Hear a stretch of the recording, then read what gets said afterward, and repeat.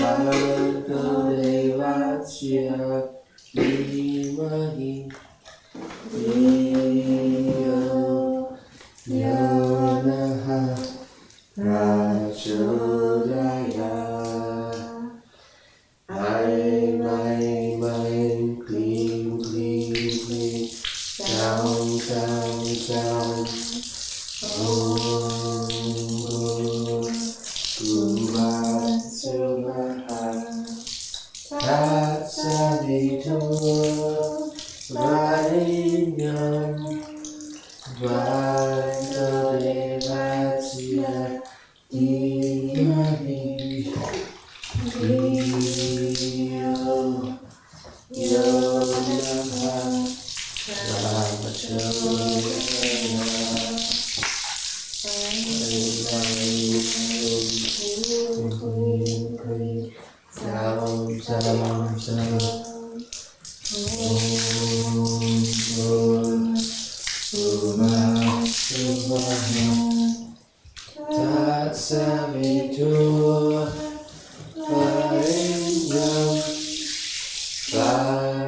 Om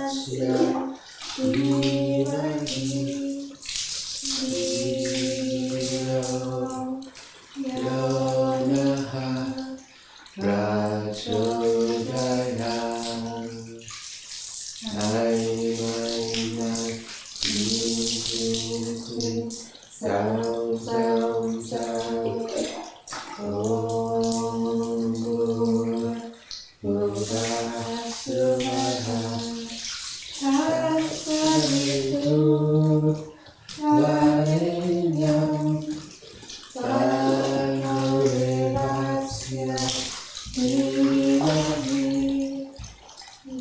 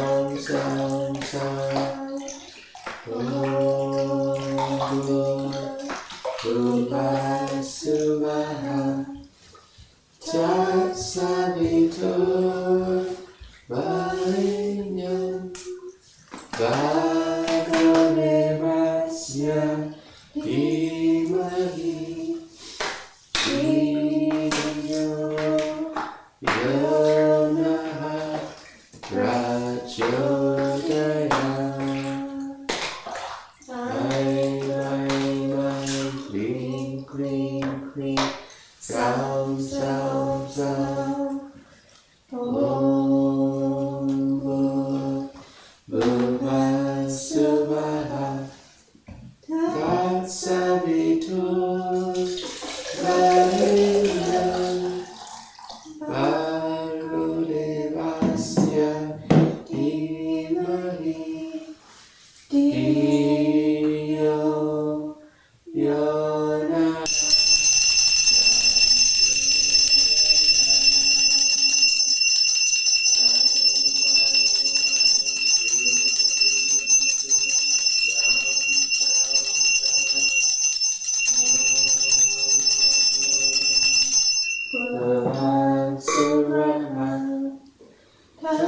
Tatsavitu Varenyam Bhargo Devasya Dhimahi Dhiyo Yonaha Prachodaya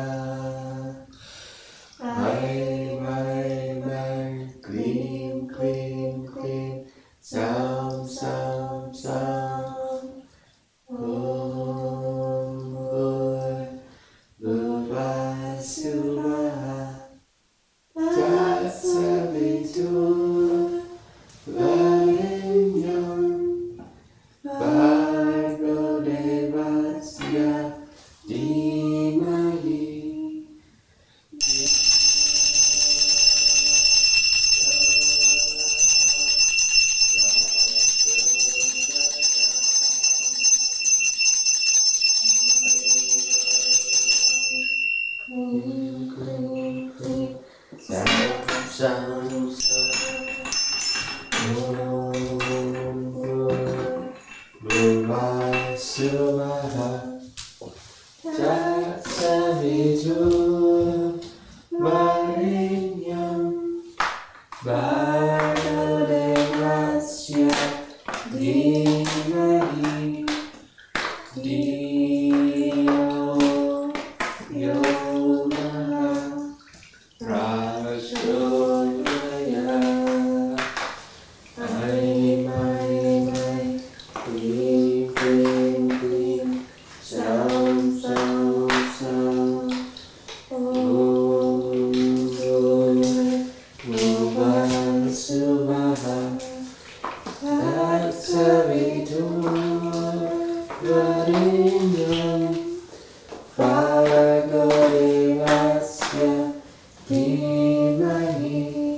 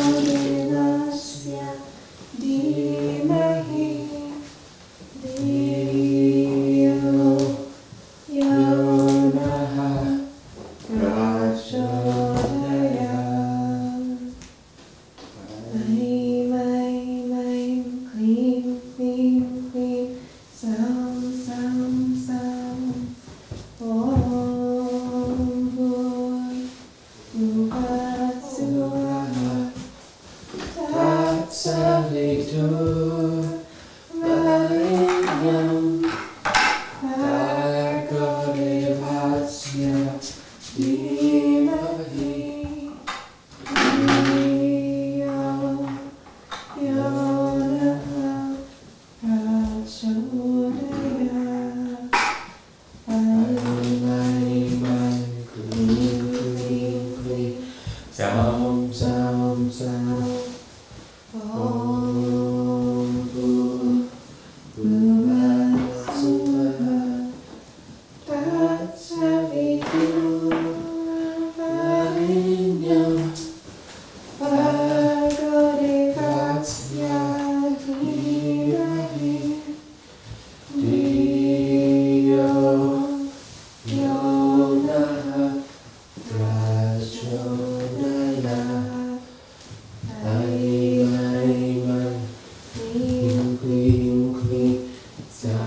Sam Sam.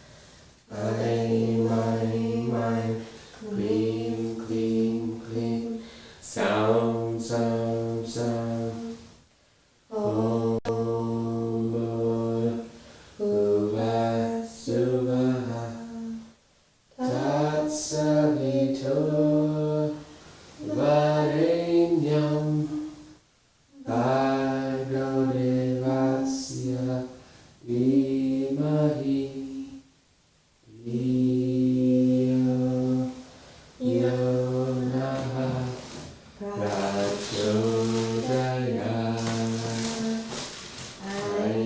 Mai Clean Sound Om Bhuva Suvaha Tatsavitu Varenyam Bhargo Devasya Dhimahi Dhiyo Yonaha Prachodayat. Mai Clean Sound Om Bhuva Suvaha Tatsavitu Varenyam Bhargo Devasya Dhimahi Dhiyo Yonaha Prachodayat. Mai Clean Sound Om Bhuva Suvaha Tatsavitu Varenyam Bhargo Devasya Dhimahi Dhiyo Yonaha Prachodayat. Mai Clean Sound Om Bhuva Suvaha Tatsavitu Varenyam Bhargo Devasya Dhimahi Dhiyo Yonaha Prachodayat. Mai Clean Sound Om Bhuva Suvaha Tatsavitu Varenyam Bhargo Devasya Dhimahi Dhiyo Yonaha Prachodayat. Dhiyo Yonaha Prachodayat.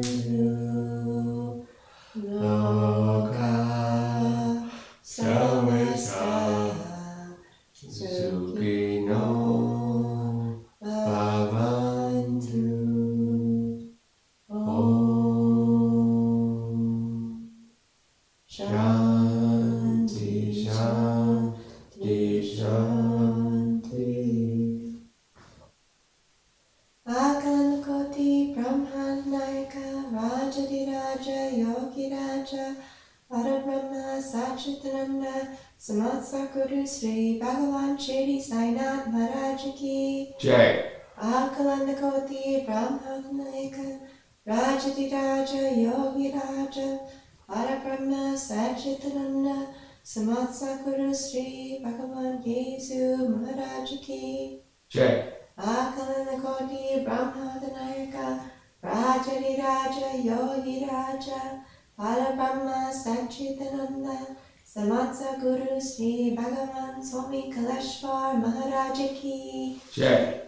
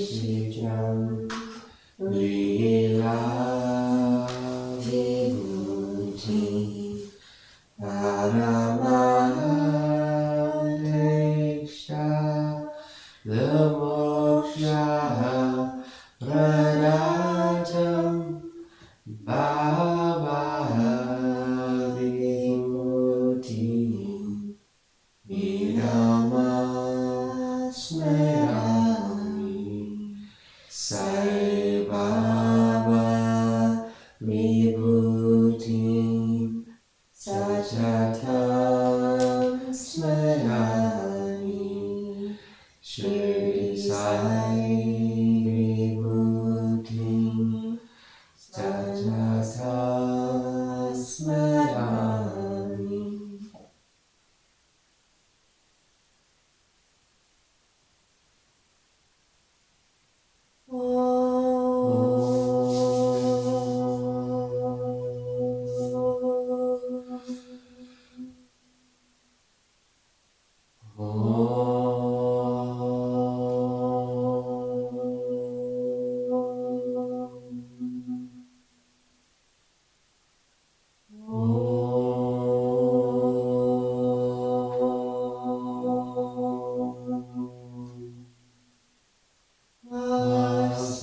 Asatoma sagamaya tamasoma jyotirgamaya mrityurma amritam gamaya. Om Shanti Shanti Shanti Sahano Bhavatu Sahano Bhunaktu Sahahiryam Karavavahe Tejasvina Mahitamastu Ma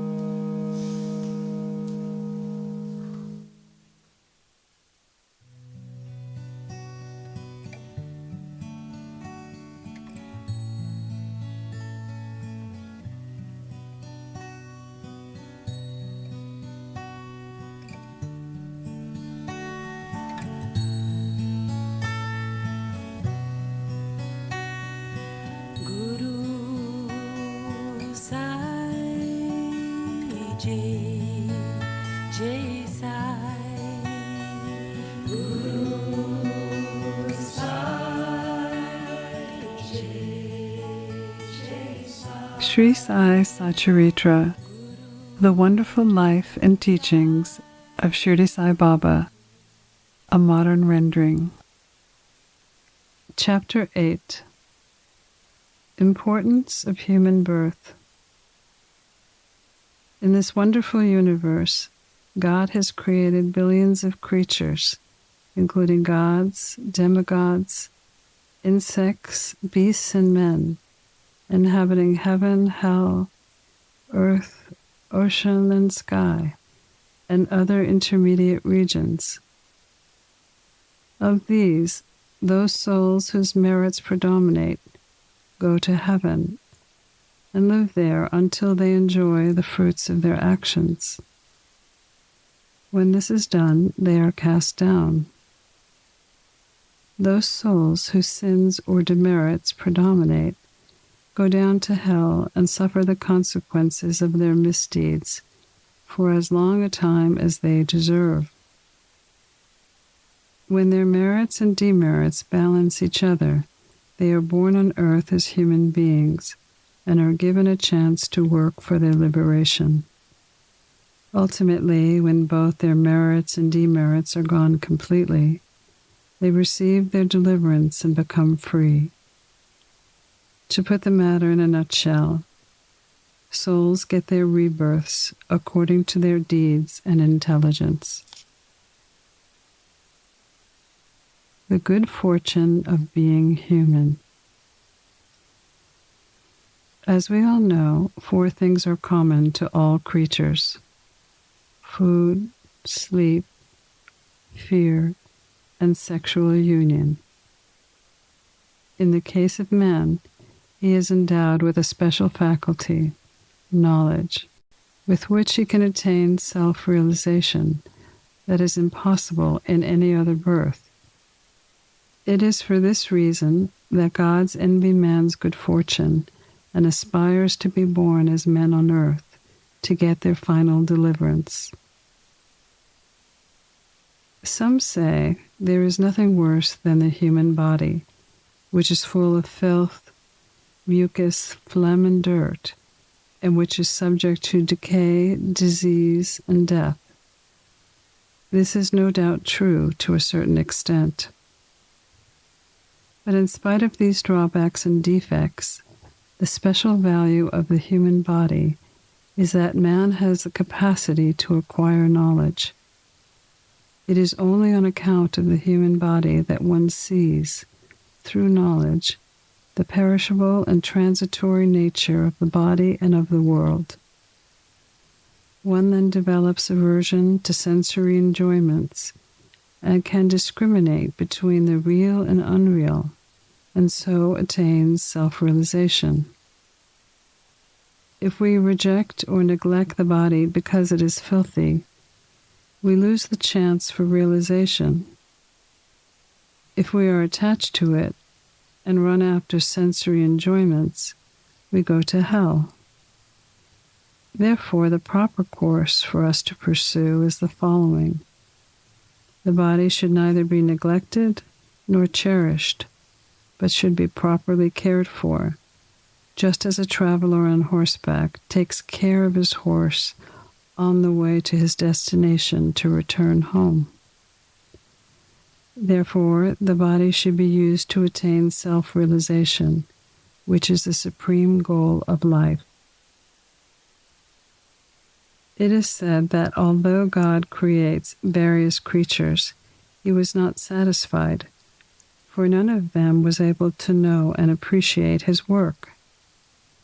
So he had to create a special being, man, and endow him with a special faculty, knowledge. When he saw that man was able to appreciate his Leela, God's marvelous work and intelligence, he was highly pleased and satisfied. So it is really good luck to get a human body, and best yet, to have a path to surrender to Sai Baba's feet.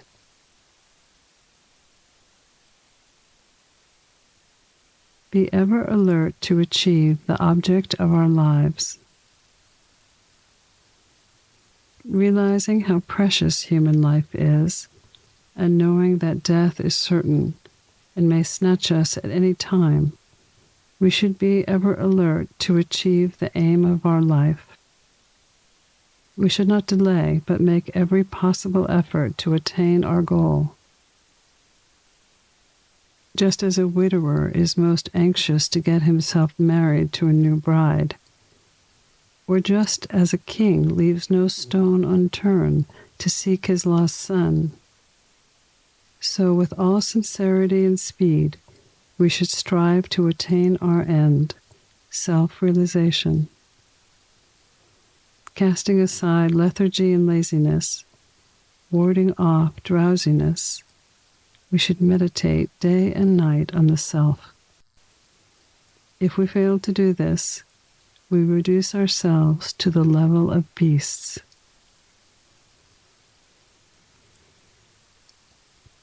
The benefit of seeking a saint or Sadguru. His movements and simple talks gave us silent advice, the virtues of forgiveness, peace, detachment, charity, compassion, egolessness, and control of mind and body are demonstrated practically to disciples by such pure and holy company. The most effective and speedy way to reach our goal is to approach a saint, sage, or Sadguru who has attained God realization. What cannot be achieved by hearing spiritual lectures and studying of spiritual books is easily obtained in the company of such worthy souls. Just as the sun gives light that all the stars put together cannot do, so the Sadguru alone imparts spiritual wisdom that all the sacred books and lectures cannot impart. His movements and simple talks give us silent advice. The virtues of forgiveness, peace, detachment, charity, compassion, egolessness, and control of mind and body are demonstrated practically to disciples by such pure and holy company. This enlightens their mind and lifts them up spiritually. Sai Baba was such a Sadguru. Though he acted like a fakir, he was always engrossed in the self. He loved all beings as he saw divinity in them. He was not elated by pleasures, nor depressed by misfortunes. A king and a pauper were the same to him.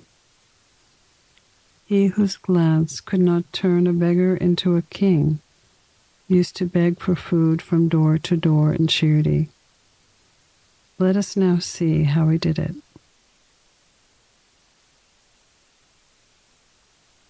Baba begged for his food. Blessed are the people of Shirdi, in front of whose homes Baba stood as a beggar and called, "O Mother, give me a piece of bread," then spread out his hand to receive. In one hand he carried a tin pot, in the other a piece of cloth. Each day he went door to door and visited certain houses. Liquid or semi-liquid things such as soup, vegetables, milk or buttermilk was received in the tin pot, while cooked rice, bread, and solid things were taken in the cloth. Baba's tongue knew no taste, as he had acquired control over it. So how could he care for the taste of the different things collected together? Whatever things he got in his cloth and in his tin pot were mixed together and eaten by Baba to his heart's content. Whether particular things were tasty or not was not noticed by Baba. as his tongue was devoid of the sense of taste altogether. Baba begged till noon, but his begging was very irregular. Some days he went a few rounds, and on other days up to noon. The food collected was thrown in an earthen pot. Dogs, cats, and crows freely ate from it, and Baba never drove them away. The woman who slept the floor of the masjid took 10 or 12 pieces of bread to her house, and nobody prevented her from doing so. How could he, who even in dreams never warded off cats and dogs by harsh words and signs, refuse food to a poor, helpless person? Blessed indeed is the life of such a noble person. In the beginning, people in Shirdi took him for a mad fakir. He was known in the village by that name. How could one who lived on alms by begging a few crumbs of bread be revered and respected? But this fakir was very generous of heart and hand, detached and charitable. Though he looked unpredictable and restless from outside, he was firm and steady inside. His way was inscrutable. In Shirdi, there were a few kind and blessed people who recognized and regarded him as a great soul. One such instance is given here. Baya Jabai roams through the woods to feed Baba. Every noon, Tatya's mother, Baya Jabai, used to go to the woods with a basket on her head containing bread and vegetables. She roamed in the jungles for about 3 miles, trampling over bushes and shrubs in search of the mad fakir, and after hunting him down, fell at his feet. The fakir sat calm and motionless in meditation while she placed a leaf before him, spread out the food, bread, and vegetables, and then fed him forcibly. Wonderful was her faith and service. Every day at noon she roamed in the jungles and forced Baba to partake of lunch. Her service or austerity, by whatever name we call it, was never forgotten by Baba until his Maha Samadhi.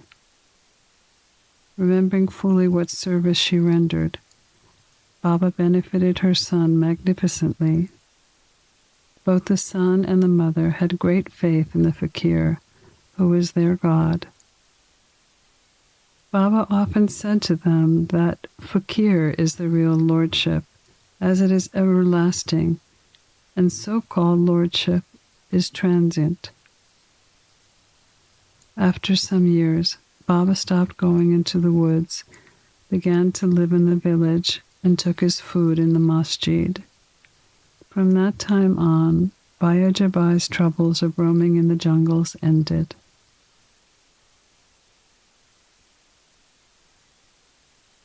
Sharing his masjid with Tatya and Malsapati. Blessed are the saints in whose heart the Lord dwells, and fortunate indeed are the devotees who get the benefit of the company of such saints. 2 such fortunate souls were Tatya and Malsapati, who shared the company of Sai Baba. Baba loved them both equally. These 3 people slept in the masjid with their heads toward the east, west, and north, and with their feet touching one another at the center. Stretching their beds, they lay on them, chit-chatting and gossiping about many things till late at night. If any one of them showed signs of sleep, others would wake him up. For instance, if Tatya began to snore, Baba at once got up, shook him from side to side, and pressed his head. If it was Malsapati, He hugged him close, stroked his legs, and kneaded his back. It was this way for 14 years that Tatya, having left his parents at home, slept in the masjid on account of his love for Baba. How happy and never to be forgotten were those days. How to measure that love and how to value the grace of Baba. After the passing away of his father, Tatya took charge of his household affairs and then began to sleep at home.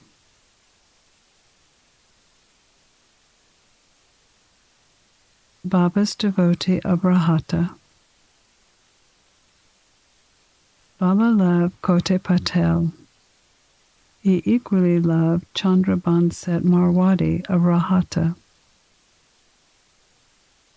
After Marwadi's death, Baba loved his nephew Gulshand equally, or even perhaps more, and watched out for his welfare day and night. Sometimes in a bullock cart, and other times in a carriage with intimate friends, Baba went to Rahata. People of that village came out with band and music, received Baba at the gate of the village, and prostrated before him.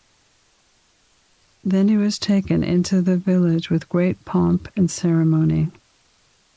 Kushal Chand took Baba to his house, seated him on a comfortable seat, and fed him a good lunch. They talked freely and happily for some time. Then Baba returned to Shirdi, giving happiness and blessings to all. Shirdi is midway between Rahata in the south and Nemagan in the north. Baba never went beyond these places. He never saw any railway train nor traveled by it. Devotees who acted according to Baba's instructions regarding their departure fared well, while those who disregarded them suffered many a mishap and accident. More about this and other matters will be revealed in the next chapter. Pranams to Sri Sai. Peace be to all.